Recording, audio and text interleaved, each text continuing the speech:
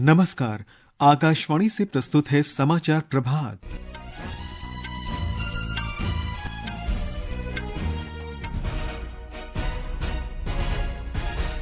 चक्रवाती तूफान दाना 120 किलोमीटर प्रति घंटे की रफ्तार से ओडिशा के भीतरकनिका और धामरा के बीच टकराया।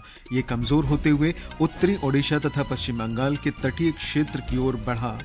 प्रधानमंत्री नरेंद्र मोदी और जर्मनी के चांसलर ओलाफ शोल्ज आज नई दिल्ली में अंतर सरकारी परामर्श पर 7वीं बैठक की सह अध्यक्षता करेंगे। दोनों नेता द्विपक्षीय वार्ता भी करेंगे। झारखंड में विधानसभा चुनाव के पहले चरण के नामांकन भरने का काम आज शाम समाप्त हो जाएगा। न्यायमूर्ति संजीव खन्ना भारत के अगले मुख्य न्यायाधीश होंगे। युवा कार्य और खेल मंत्रालय ने खेल पुरस्कार 2024 के लिए आवेदन आमंत्रित किए। और भारत ने अल्बानिया के तिराना में अंडर 23 कुश्ती विश्व चैंपियनशिप में 1 रजत तथा 1 कांस्य पदक हासिल किया। समाचार प्रभात के साथ मैं निखिल कुमार। चक्रवाती तूफान दाना अब उत्तरी ओडिशा और पश्चिम बंगाल तटों की ओर बढ़ गया है। मौसम विभाग ने बताया कि चक्रवात कल आधी रात के आसपास भीतरकनिका राष्ट्रीय उद्यान और धामरा बंदरगाह के बीच ओडिशा तट से टकराया। भुवनेश्वर मौसम कार्यालय के अनुसार इस दौरान हवाओं की रफ्तार 120 किलोमीटर प्रति घंटे तक पहुंच गई। हमारे संवाददाता ने बताया है कि इसके असर से केंद्रपाड़ा और भद्रक जिलों में तेज बारिश हुई। भीषण चक्रवात तूफान दाना के आने के बाद अब तक किसी बड़े नुकसान या हताहत होने की कोई खबर नहीं है। एनडीआरएफ, ओडीआरएफ और अग्निशमन सेवाओं से युक्त चक्रवात प्रतिक्रिया दलों ने दाना के आने के दौरान गिरे बड़े पेड़ों को हटाकर केंद्रापड़ा और भद्रक जिलों के विभिन्न हिस्सों में सड़कों के साफ करना शुरू कर दिया है। दाना से हुए वास्तविक नुकसान का राज्य प्रशासन द्वारा आकलन किया जा रहा है। आईएमडी ने आज के लिए उड़ीसा के 9 जिलों जाजपुर, भद्रक, केंद्रापड़ा और पुरी को रेड अलर्ट जारी किया है, जहां भारी बारिश होने की संभावना है। प्रधानमंत्री नरेंद्र मोदी और केंद्रीय गृह मंत्री अमित शाह ने उड़ीसा के मुख्यमंत्री मोहन चरण मांझी को दाना से हुए नुकसान से निपटने के लिए केंद्र की ओर से उड़ीसा को हर संभव सहायता देने का आश्वासन दिया है। इस बीच भुवनेश्वर में बीजू पटनायक अंतर्राष्ट्रीय हवाई अड्डे पर उड़ानें बहाल हो गई है। प्रकाश दास, आकाशवाणी समाचार, भुवनेश्वर। जर्मनी के चांसलर ओलाफ शोल्ज अपने 8 वरिष्ठ मंत्रियों के साथ अंतर सरकारी परामर्श की 7वीं बैठक में भाग लेने के लिए भारत की 3 दिन की यात्रा पर नई दिल्ली पहुंच गए हैं। श्री शोल्ज आज सुबह प्रधानमंत्री से मिलेंगे। हमारे संवाददाता ने बताया कि दोनों नेता आज 7वीं अंतर सरकारी परामर्श बैठक की सह अध्यक्षता करेंगे।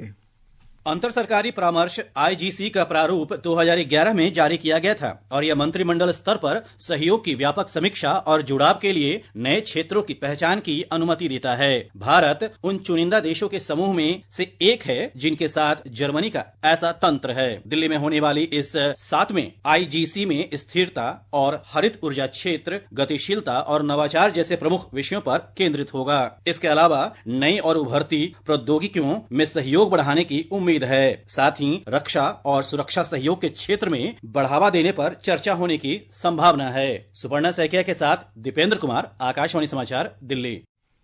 झारखंड विधानसभा चुनाव के पहले चरण के लिए नामांकन का आज अंतिम दिन है। इस चरण में राज्य के 43 निर्वाचन क्षेत्रों में 13 नवंबर को वोट डाले जाएंगे। अब तक 748 उम्मीदवारों ने पर्चा भरा है। नामांकन पत्रों की जांच 28 अक्टूबर को होगी और 30 अक्टूबर तक नाम वापस लिए जा सकते हैं। मुख्यमंत्री हेमंत सोरेन ने बारहिट से नामांकन दाखिल किया, जबकि विपक्ष के नेता अमर कुमार बावरी ने चंदरक्यारी सीट और विधानसभा अध्यक्ष रविंद्र कुमार महतो ने नाला सीट से पर्चा भरा है। इस बीच झारखंड में विधानसभा चुनाव से पहले भारतीय जनता पार्टी और झारखंड मुक्ति मोर्चा के बीच आरोप प्रत्यारोप तेज हो गए हैं। भाजपा के विधानसभा चुनाव सह प्रभारी हेमंता बिस्वा शर्मा ने कहा कि भाजपा ये चुनाव झारखंड के विकास के लिए लड़ रही है। ये सरकार को सबक सिखाएगा, घुसपैठियों को बाहर निकालने का काम करेगा और झारखंड को विकास का और आगे ले जाने का काम करेगा। मोदी जी का नेतृत्व में एनडीए का सरकार बनेगा। दूसरी तरफ झारखंड मुक्ति मोर्चा के कार्यकारी अध्यक्ष और मुख्यमंत्री हेमंत सोरेन ने कहा कि भाजपा विकास के नाम पर लोगों को गुमराह कर रही है। आज ये लोग झूठा आश्वासन, झूठा राशन और झूठी बातें बोल करके लोगों को चुनाव में दिग्भ्रमित करने का काम करता है। पूरा का पूरा इनके षड्यंत्र के साथ टक्कर देते हुए हम लोगों ने ये पूरे 5 साल का कार्यकाल पूरा किया है। उधर महाराष्ट्र विधानसभा चुनाव के लिए अब तक 552 उम्मीदवारों ने नामांकन भरे हैं। कांग्रेस ने कल 48 और राष्ट्रवादी कांग्रेस पार्टी शरद पवार गुट ने 45 उम्मीदवारों की सूची जारी की। हमारी संवाददाता ने बताया है कि महाराष्ट्र नवनिर्माण सेना ने कल उम्मीदवारों की तीसरी सूची जारी की है। नामांकन दाखिल करने के तीसरे दिन कल सभी दलों के प्रमुख नेताओं ने अपना नामांकन दाखिल किया। भाजपा नेता चंद्रकांत पाटिल, मंगल प्रभात लोढ़ा, मिहिर कोटेचा ने कल अपना नामांकन दाखिल किया। एनसीपी एसपी के हर्षवर्धन पाटिल और जयंत पाटिल ने भी कल अपना नामांकन दाखिल किया। एनसीपी के छगन भुजबल, दिलीप वलसे पाटिल और धनंजय मुंडे ने कल अपना नामांकन दाखिल किया। शिवसेना यूबीटी के आदित्य ठाकरे ने कल वर्ली से अपना नामांकन दाखिल किया। प्रार्थना, आकाशवाणी समाचार, मुंबई। उत्तर प्रदेश में विधानसभा की 9 सीटों के उपचुनाव के लिए नामांकन का आज अंतिम दिन है। 37 उम्मीदवारों ने कल पर्चे भरे। अब तक 71 उम्मीदवार नामांकन दाखिल कर चुके हैं। हमारे संवाददाता ने बताया है कि भारतीय जनता पार्टी ने कल अपने उम्मीदवारों के नाम जारी कर दिए। भाजपा ने कुंदरकी से रामवीर सिंह ठाकुर, गाजियाबाद से संजीव शर्मा, खैर से सुरेंद्र दिलेर, फूलपुर से दीपक पटेल, कटहरी से धर्मराज निषाद, मझवा से सुचिस्मिता मौर्य, कानपुर की सीसामऊ सीट से सुरेश अवस्थी और करहल की प्रतिष्ठित सीट पर समाजवादी पार्टी प्रमुख अखिलेश यादव के भतीजे तेज प्रताप यादव के मुकाबले अनुजेश यादव को अपना उम्मीदवार बनाया है। वहीं मुजफ्फरनगर की मीरापुर सीट राष्ट्रीय लोकदल को दी गई है। इस सीट से राष्ट्रीय लोकदल ने मिथिलेश पाल को चुनावी मैदान में उतारा है। उधर इंडी गठबंधन सभी 9 विधानसभा सीटों पर समाजवादी पार्टी के सिंबल पर चुनाव लड़ेगा। बहुजन समाज पार्टी पहले ही सभी सीटों पर अकेले चुनाव लड़ने का ऐलान कर चुकी है। सुशील चंद्र तिवारी, आकाशवाणी समाचार, लखनऊ। न्यायमूर्ति संजीव खन्ना भारत के अगले मुख्य न्यायाधीश होंगे। विधि मंत्री अर्जुन राम मेघवाल ने एक सोशल मीडिया पोस्ट में कहा कि राष्ट्रपति द्रौपदी मुर्मू ने निवर्तमान मुख्य न्यायाधीश डीवाई चंद्रचूड़ से परामर्श के बाद न्यायमूर्ति खन्ना को 11 नवंबर से भारत का मुख्य न्यायाधीश नियुक्त किया है। वे देश के 51वें मुख्य न्यायाधीश होंगे और 13 नवंबर 2025 को सेवानिवृत्त होंगे। न्यायमूर्ति संजीव खन्ना ने 18 जनवरी 2019 को सर्वोच्च न्यायालय के न्यायाधीश का पदभार ग्रहण किया था। इस दौरान उन्होंने सर्वोच्च न्यायालय की विभिन्न संविधान पीठों में काम किया और अनेक महत्वपूर्ण फैसले लिए। भारत के मुख्य न्यायाधीश न्यायमूर्ति डीवाई चंद्रचूड़ ने कहा है कि पिछले 75 वर्षों में सर्वोच्च न्यायालय वास्तविक अर्थों में लोक न्यायालय के रूप में सशक्त हुआ है। उन्होंने कहा कि देश की शीर्ष अदालत के लोक न्यायालय के रूप में सेवा करने का ये उदाहरण विश्व में कहीं और नहीं मिलता है। सर्वोच्च न्यायालय के 75 वर्ष पूरे होने के उपलक्ष्य में आकाशवाणी समाचार के साथ विशेष साक्षात्कार में मुख्य न्यायाधीश ने विभिन्न विषयों पर अपने विचार साझा किए। Famous voice was that of Devkinandan Pandey. He would say, "ये आकाशवाणी है, अब आप समाचार सुनिए Devkinandan Pandey से." And then you had this very delicate voice of Pamela Singh and Lotika Ratnam. This was All India Radio. The news read by Lotika Ratnam. And then I would listen to the Sanskrit news every morning with my parents, Say, Yam Akashvani Samprati Varta Shruyantam. प्रधान न्यायाधीश ने आकाशवाणी से एक प्रस्तुतकर्ता के रूप में कार्यक्रम करने की अपनी यादें भी साझा की। My mother was a classical musician, so I have visited these studios in Mumbai with my mother for her recordings. When I came to Delhi in 1972 and joined college later on in 1975, I was told that, I could audition for Akashvani. And I started doing programs both in Hindi as well as in English. I used to do a lot of programs in Hindi. I remember my first program so vividly even now. It was on what is called the Anavarat Yojana. न्यायमूर्ति D Y Chandrachud के साथ ये साक्षात्कार आकाशवाणी के FM gold और अतिरिक्त मीटरों पर आज रात 9:30 बजे प्रसारित होगा। ये कार्यक्रम हमारे सोशल मीडिया प्लेटफॉर्म तथा वेबसाइट newsonair.gov.in और न्यूज ऑन एआईआर ऐप पर भी उपलब्ध रहेगा। राष्ट्रपति द्रौपदी मुर्मू आज से छत्तीसगढ़ के 2 दिन के दौरे पर रहेंगी। हमारे संवाददाता ने बताया कि अपने प्रवास के दौरान वे 4 उच्च शिक्षण संस्थानों के दीक्षांत समारोह में शामिल होंगी। राष्ट्रपति आज रायपुर में एम्स और राष्ट्रीय प्रौद्योगिकी संस्थान NIT के दीक्षांत समारोह में शामिल होंगी। वहीं कल वे भिलाई स्थित भारतीय प्रौद्योगिकी संस्थान IIT और रायपुर स्थित चिकित्सा और आयुष विश्वविद्यालय के दीक्षांत समारोह में मुख्य अतिथि के रूप में शामिल होंगी। अपने प्रवास के दौरान राष्ट्रपति नया रायपुर स्थित पुरखौती मुक्तांगन में आदिवासी जनों से भी मुलाकात करेंगी। विकल्प शुक्ला, आकाशवाणी समाचार, रायपुर। उपराष्ट्रपति जगदीप धनखड़ आज कर्नाटक के 2 दिवसीय दौरे पर रहेंगे।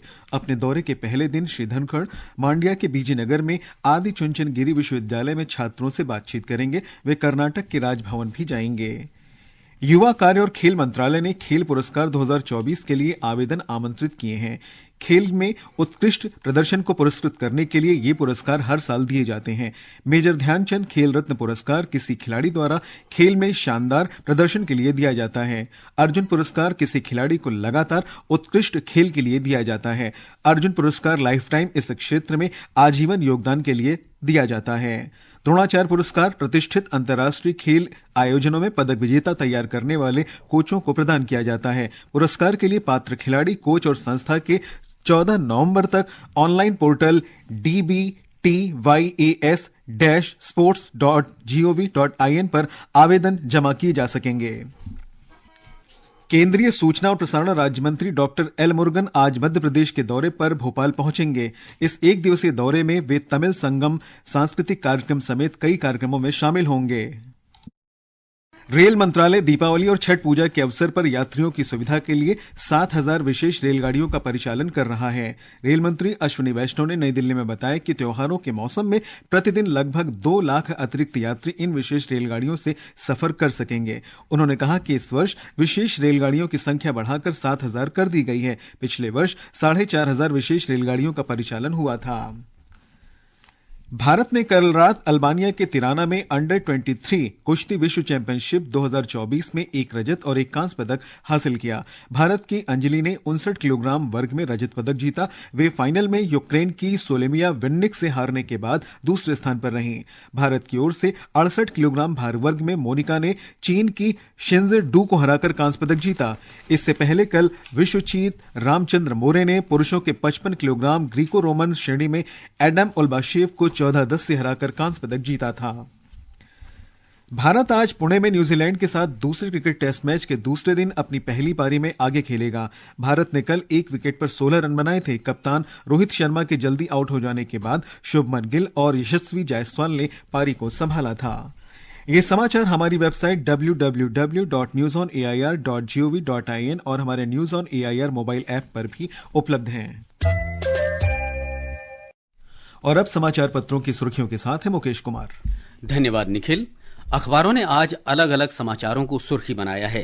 हिंदुस्तान की खबर है, डेपसांग और डेमचौक से सेनाएं पीछे हटनी शुरू, 2 सप्ताह में प्रक्रिया पूरी होगी। वीर अर्जुन ने ब्रिक्स में विदेश मंत्री सुब्रमण्यम जयशंकर के इस बयान को प्रमुखता दी है। विवादों का समाधान संवाद और कूटनीति के जरिए हो।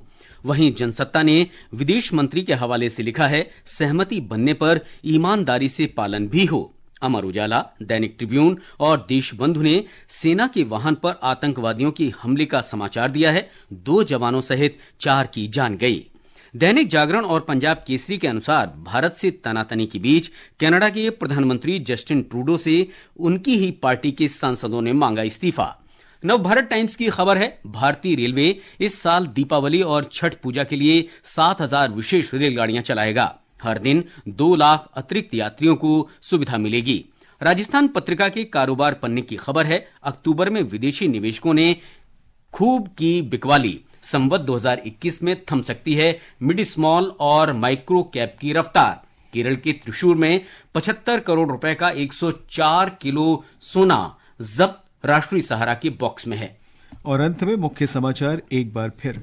चक्रवाती तूफान दाना 120 किलोमीटर प्रति घंटे की रफ्तार से ओडिशा के भीतरकनिका और धामरा के बीच टकराया। ये कमजोर होते हुए उत्तरी ओडिशा और पश्चिम बंगाल के तटीय क्षेत्र की ओर बढ़ा। प्रधानमंत्री नरेंद्र मोदी और जर्मनी के चांसलर ओलाफ शोल्ज आज नई दिल्ली में अंतर सरकारी परामर्श पर 7वीं बैठक की सह अध्यक्षता करेंगे। झारखंड में विधानसभा चुनाव की पहले चरण के नामांकन भरने का काम आज शाम समाप्त हो जाएगा। न्यायमूर्ति संजीव खन्ना भारत के अगले मुख्य न्यायाधीश होंगे। युवा कार्य और खेल मंत्रालय ने खेल पुरस्कार 2024 के लिए आवेदन आमंत्रित किए हैं। और भारत ने अल्बानिया के तिराना में अंडर 23 कुश्ती विश्व चैंपियनशिप में 1 रजत तथा 1 कांस्य पदक हासिल किया। इसके साथ ही समाचार प्रभात का ये अंक समाप्त हुआ। नमस्कार।